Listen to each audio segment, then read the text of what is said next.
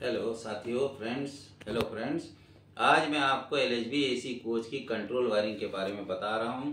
तो ये बहुत ही महत्वपूर्ण आपकी जो है जानकारी है, तो आप ध्यान से देखिएगा। सबसे पहले देखिएगा, ये जो 200 VA की दो ट्रांसफार्मर है, इसको जो है सप्लाई फ्यूज़ के थ्रू जाती है दोनों को। 750 वोल्ट ये आ गई। इसके बाद ये जो आउटपुट इसकी निकली है ये 415 वोल्ट है, एसी है। तो इसकी दो फेस में से एक फेस जो है सबसे पहले जो है आपकी K03 जो MMR है उसके 16 नंबर में गई और 18 नंबर से निकलकर सीधा जो है A1 पे आ गई।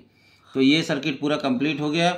इसकी दूसरी तार जो है फिर वापस जा रही है। ये कहाँ जा रही है? ये आ रही है पावर सप्लाई में, पावर सप्लाई स्विच में, रोटरी स्विच में, और वहाँ से जा रही है नेट सप्लाई स्विच में, और नेट सप्लाई स्विच से होते हुए ये अर्थिंग डिवाइस में गई, और अर्थिंग डिवाइस से आउट होते हुए K02 के NC में गई, और K02 से NC से होते हुए A2 में गई। इस तरीके से इसका जो सर्किट है वो कंप्लीट हो गया। इसी तरीके से सेकंड वाले के भी सेम है।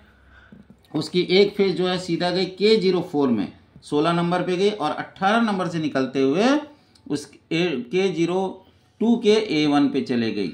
उसकी दूसरी तार है वो पूरी घूमती हुई पावर सप्लाई में आई, पावर सप्लाई से नेट सप्लाई में गई, नेट सप्लाई से होते हुए अर्थिंग डिवाइस, और अर्थिंग डिवाइस से होते हुए K01 के NC में आई, और K01 की NC से होते हुए A2 में। इस तरीके से सर्किट पूरी कंप्लीट हो गए।